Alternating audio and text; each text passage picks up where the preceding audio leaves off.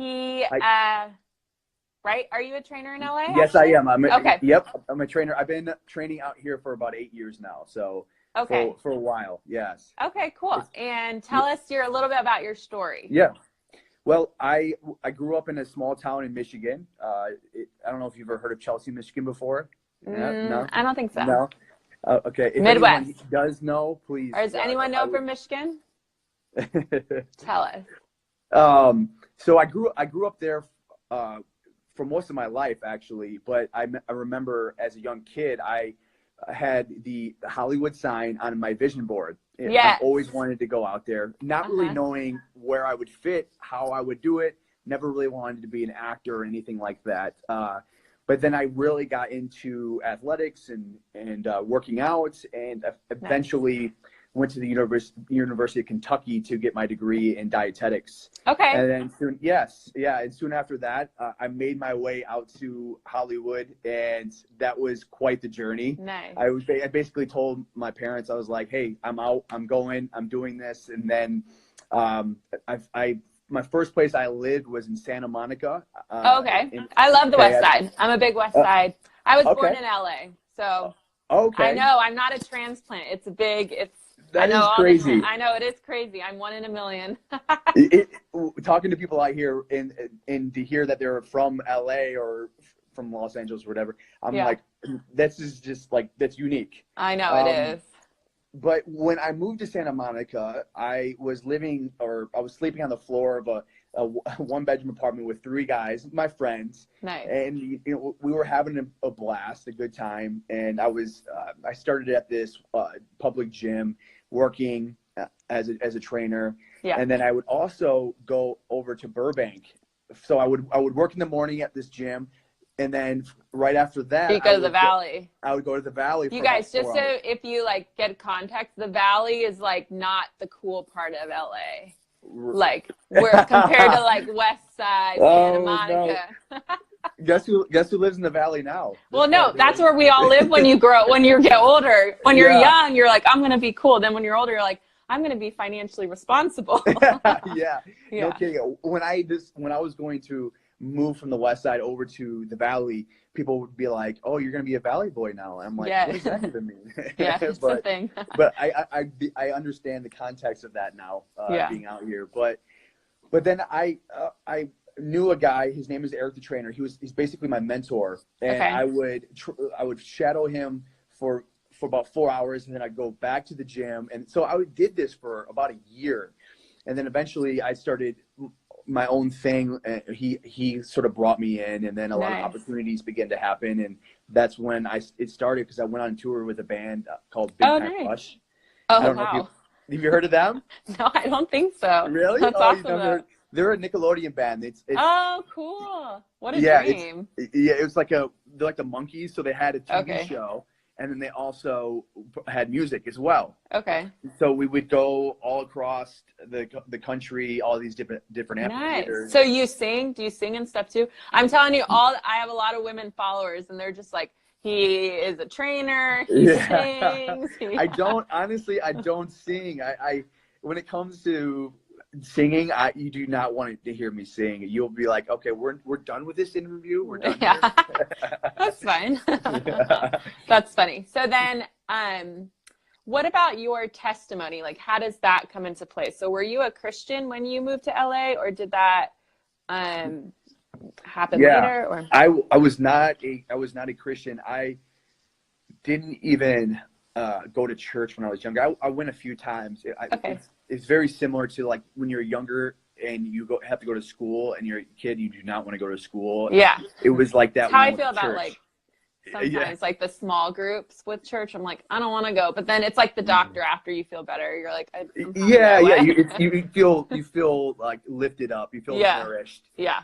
But no, I did not have a relationship with God at all. And connecting the dots, looking back now, I realized that I think the reason why I even came out to LA wasn't to be a celebrity trainer, was actually to find God and develop that relationship with God. And my testimony was pretty crazy. And there was a few people that I was training at the time that were Christian, but they never were like preaching to me. They were just, you know, being like cordial, like being good to me. But there was something about them that like this light came from them. Oh, wow. And you noticed that even like, I was not a Christian. Someone just asked if you're the trainer of Shawn Mendes. The people are Googled you, I feel like. I know, that's so That's hilarious. Yes, I do train Shawn. I do. You don't have to answer also, like, whatever that's people okay. don't. That's okay. No, it's one of those things where it's a relationship that's just now starting. And so I don't really like to talk about it yet, you know, because I like to respect my clients and you know, like those boundaries. And so, but they can see on my Instagram that they're like, probably they've stalked you for sure. It's all good. But I was actually, have you ever heard of Carlos and Alexa Penavega? Yeah. So I was at their wedding in Mexico. Oh, okay. And they were in my life at this time. And the night before, I was like, you know, having a good time. I'll let you read in between the lines on that one. Okay. But but the next morning, you had your BC. This was your BC day. Yeah, I was definitely before I had a relationship with God. I would consider myself as just a normal, basically a normal all-American guy, basically without that relationship. I just went out and partied, had a good time. I wasn't like just like any college student, basically an average college student. But I went to UC Santa Barbara, so fair enough. Yeah, okay. I know. I'm like, it's a great school. It's a nice party school too. When did you graduate? When? 2008. Okay. 2008. I'm 32. Okay. Yeah. I graduated in 2010, but I took a victory lap. Oh, okay. I like how you say it that way. Victory lap. That's good. Yeah, that's nice. 5th year. No, I should have stayed 5 years. I mean, why not stay in college longer? I don't know why I left. Everyone got depressed after you left. Like you're like, oh, I'm never gonna live like this again. I know. It was crazy. Once I graduated, it was like a big time one of those. Like you just drop. You're like, you go through depression. It's like, well, my parents aren't paying for me anymore. I like can't live by the beach. I know. It's like reality hits you. Yeah, it totally does. Yeah. But going back to that sort of testimony, I woke up the next day feeling terrible, and I was probably in one of the darkest times of my life, to be honest with you. And I had people in the wedding party knocking on the door, calling me, asking me where I was, and I did not want to talk to anybody. I was just laying there, and I think that was the first time I ever prayed out loud and just asked God for help. And I tell everyone I heard a voice, and they're like, "Oh, you were hungover. That's why." No, it's not because I was hungover. No, just kidding. Totally kidding. Was it an audible voice? It was, or is like a. It was so clear to me. And it was so clear to me, and it was like, Alec, it is time to become the man I've called you to be. And and it's powerful. And from that moment on, I was on fire. I was literally on fire. And from there, I've been walking this walk of faith, and it's just stepping into it. And that was really my beginning of my relationship with God at that moment in time. And a lot of crazy stuff has happened. Like me talking with you right now about this. Yeah, I know. You can't plan. Like, God is so cool because you can't plan where he's going to take you. You take these steps, and then now you have the book, and you're training, and you're on this Instagram, and it's so cool. People who knew me before, they were like, "You're literally the last person that I ever thought that would have a relationship with God." And I was like, "Well, you can't judge a book by its cover." So that's so cool. That's awesome. So how many years ago was that? I was 27, and now I'm 32. So I think in January it'd be like around 5 years, to be honest. Oh, nice. Okay. So not very long. Cool. And so then tell us about your process in writing this book. And everyone's commenting. Let's see. They're like, I heard an audible voice of God when God came to me as well. That's awesome. Unfortunately, I'm not seeing some of these comments. Oh, you're not seeing them? I'll read them. People are just saying, they're saying funny things like, are you single? And then they're saying God things. But you'll be able to see them all after. Okay, so tell us about your book and the process with that. And like what the mission of your book. Yes. It really all started in the gym. What a surprise, right? Yeah. So what was happening is that my life was beginning to change, like because of this newfound faith. And because of this change in my life, it began to filter in all the areas of my life, especially my business. And with one person in particular, one of my friends, now he's my manager out here in LA. Oh, nice. Yes. And one day he came up to me in the gym and he said, "Alec, would you ever be interested in writing a book?" And I was like, "What?" And you have to know one thing about this guy is that Jay was, when I first met him, he had a lot of walls up, like emotional walls. And so as our relationship began to grow, I began to notice something interesting, that one by one, those walls began to fall. You're right. And that he became emotional and touched with him is like everything. It was like a major transformation.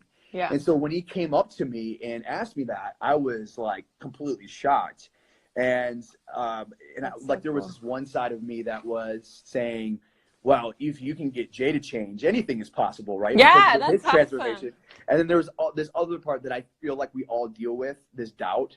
And I think a lot of that doubt stemmed from my own past. And so this whole journey is really also not just about sharing my knowledge and my relationship with God, but it's also about like me breaking through those chains for me. Like doing this book it's been a process. Let's just say that. Yeah, it's hard. I'm in the process right now, and it's so hard.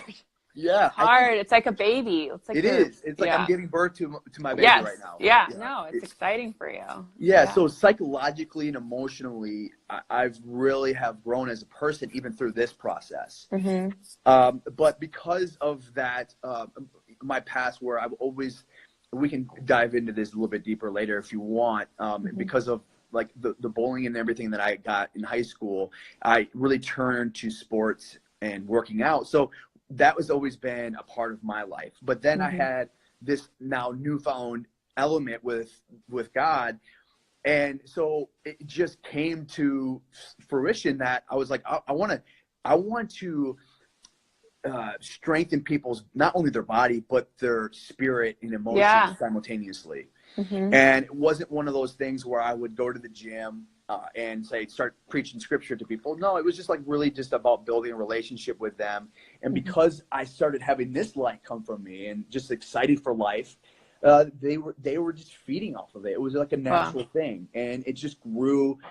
Before I knew it, I had a book agent, and I was going to New York to have meetings with all these book publishers. And it was just like, this is surreal. Just like blew up. So do you find that it's very easy for you to talk to people about God and Jesus? Like there's certain personality types, I feel like, where people, it's like so natural for them, where other people, like for me, I was raised Christian, but like I find like sometimes for me, it's like feels harder. I don't know. Like it's different. Why is that? I don't know. I think it's just like, I just like if I go to the gym, like I'm not like the evangelist, but I feel like you have like the evangelism calling like on your life, you know, because you're like so good at talking about it. Well, I don't know. You maybe there's that, like, because I didn't have that relationship with God earlier, maybe that's a reason why. So strong, But it's just so, I think, still so new to me, and I'm still so passionate about talking about that transformation, because I'm literally, my life has changed. Like it's just crazy to think about, even to where I am now, and that gets me excited. But it is I think with God, my walk with God, it was about how He allowed me to accept me, and that this was always in me. But He began to break those walls down, and now I can express who I am naturally, and I'm not worried about what people may think. I'm not worried about rejection. I am literally stepping into this calling, and whoever is, hopefully, one person, I can help one person along the journey. It's just really about living this life and being on fire for it. And I think that the more you step into it, the more those walls begin to come down, and you don't have those cultural barriers on you anymore, those that society will put on you. You're just like, hey, listen, this is who I am. I believe that I am created in the image of God, and I'm just going to walk in it. And so a lot of those limits that were on me at one point, slowly but surely began to be just knocked off, and now I am here. So. Yeah, that's so good. People are really responding to that. Also, I feel like we're in church. Like, do I just have Pastor Alec on the line? No, definitely not a pastor. Not at all. People are saying it's all about telling your story. Jessica said, my small group leader made us tell all our testimonies to strangers in Walmart, but I'm usually not that kind of person, but with the Holy Spirit there, he really helped. That's cool. Yeah. I love that. And that's in my book, I have an offering element to my book. And it's really about breaking away from that fear and going out and speaking to people, if it's about God, if it's about just asking people simple questions, and just getting yourself outside your comfort zone, because it's amazing to see what can happen when you do that. Yeah. And you can empower yourself by going and doing awesome things like going to Walmart. And I mean, because I can imagine that was probably a pretty scary thing to do.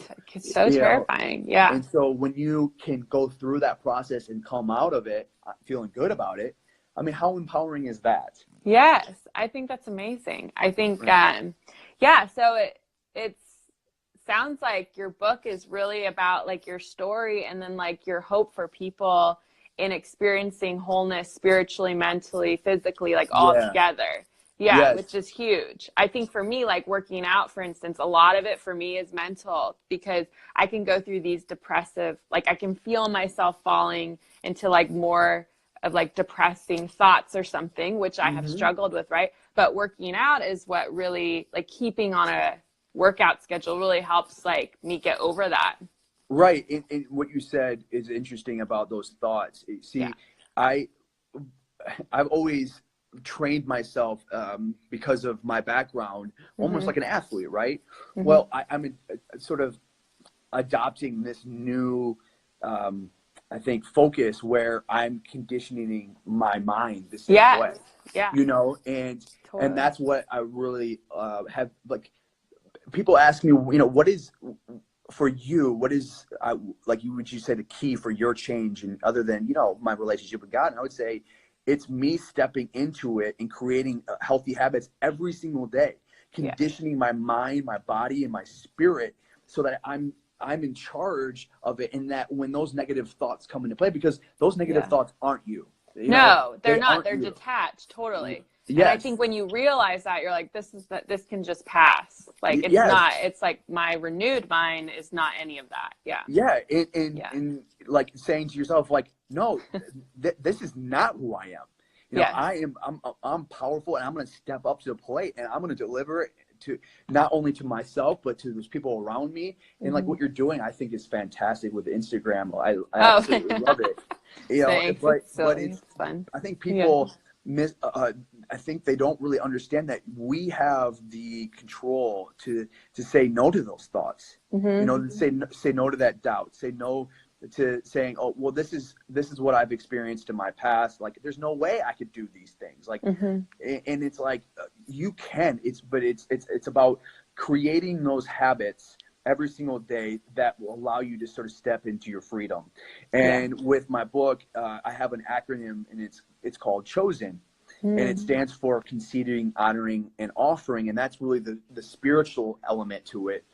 And then you have sleep, exercise, and nutrition. So you have simultaneously, you're strengthening your spirit, and you're also strengthening your physical body at the same time. Yeah. And I think by doing that, combining those two elements, you really become the best version of who you are, who God called you to be. Yes, that's so good. Oh, I'm excited for this. Yeah. So your book is out now. So after this, I'll post with a link. People can swipe to buy it. It's for purchase now, right? People can buy it. Yep. Absolutely. Yeah, cool. Absolutely. Awesome. And then tell us a little bit about the 7 pillars. And then if you guys have questions for Alec, just ask them and I'll find them and we can do that. So tell us about the pillars. It's 7 pillars, right? That you were in your book? Let me see, I read it down. Chosen. You have. Oh, is that the pillars of promise? Yeah. Yes. Is that chosen? Oh, okay. So you have the conceding, which is just a simple prayer to God every morning, and that's I like to break it down for people who don't really have a relationship with God either, and that's really just about activating that faith every morning, and getting yourself in the right mindset with God. And then you have the offering part, which is a scripture. See, every day I'm gonna be asking you to do something different. So when the conceding, the prayer changes every day, the honoring changes, the offering, so all that stuff changes. So that's exciting. So some people, the workouts, and it could be, I think everyone can relate to this, can become mundane. You're like, oh, I'm bored. Whereas this is like every day you're going to be expecting something new, and I think that's exciting. But with the honoring, we often pay attention to our physical diet, but we often overlook our spiritual diet. And so with that scripture, it's about speaking that out loud and bringing that right into, like, scripture talks about how, your brain's like a soil, right? And the word's seed, and it's like planting that over and over and over again until you start reap that harvest. And that's really where the honoring aspect is feeding yourself with a healthy spiritual diet. Yeah. And then you have the offering, which is really about going out into the community with your family or your friends. And so it's not just about empowering yourself, it's about empowering the world around you as well. And so I think that's kind of an exciting thing. Yeah. Cool. And then you have the sleep, exercise, and nutrition, which are all really kind of cool. And I think with 7 Sundays, there's really, when it comes to these 3 pillars, we're really approaching it with taking it slow, like one step at a time. So we start off slow on the first week, and then at second week it picks up, so it doesn't become too overwhelming. You kind of you have one victory on top of the number on another. I call it the compounding effect. Cool. Like, how money works, right? And every time that compounding effect grows, your money grows. Same thing when it comes to our little victories every day. And so that's the sort of approach where I wanted to come when we attack every day. And that's why the devotional thing is special. Yeah, that's amazing. So people are asking what the book is called. It's called 7 Sundays. Okay. Yeah, it's called 7 Sundays. And cool. Well, thank you. Thanks for telling us your story. And I'm sure people will want you on again to hear more. I saw that you had a little Christian dating thing. I do. I do. I write jokes, and it started as a hobby, but it's called the DTR blog, and I write about defining the relationship with God, yourself, and others. So I make the comedy. I don't really know how it started, but I just started making jokes about the wonderful world of Christian dating, and then being out in LA, Christian. Being in LA, you get a lot. Yeah. Christian dating is. Yeah, I can only imagine your stories. We would love to hear them. It's been definitely a journey when it comes to that, but that's also been an awesome journey as well. Yeah. So I would love to talk to you about that sometime. Yeah, we'll get you on again. So I want to finish up with I asked Alec if, and everyone is very excited about this, if you could show us a couple of at-home things that we can do if we can't make it to the gym.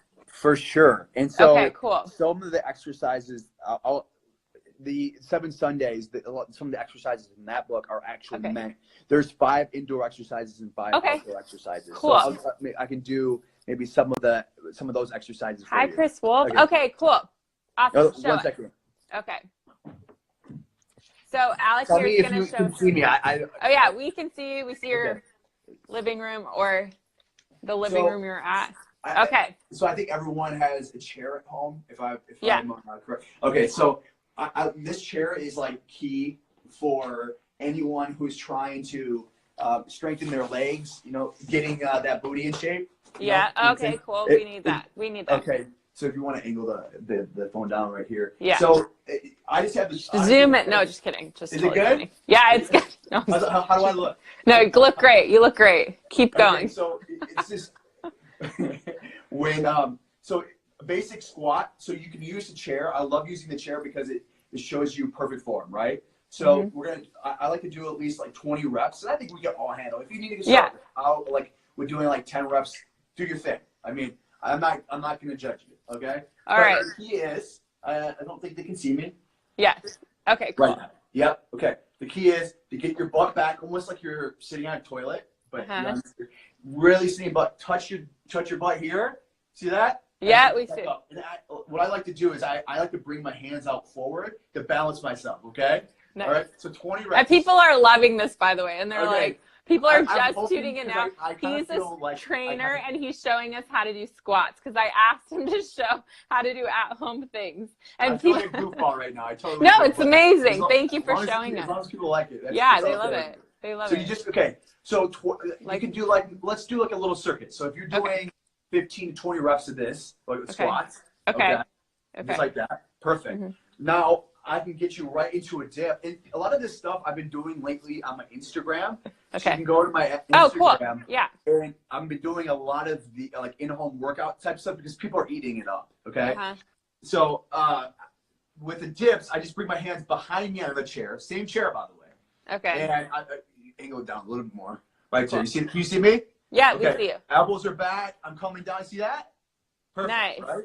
Okay. So you can do 10 to 15 reps. You got 20 reps of the squats, 10 to 15 reps of the dips. So that's 2. So you can go into squat, right into the dips. There's 2 exercises, and we'll do one more. Okay, you ready? Okay, show us one more.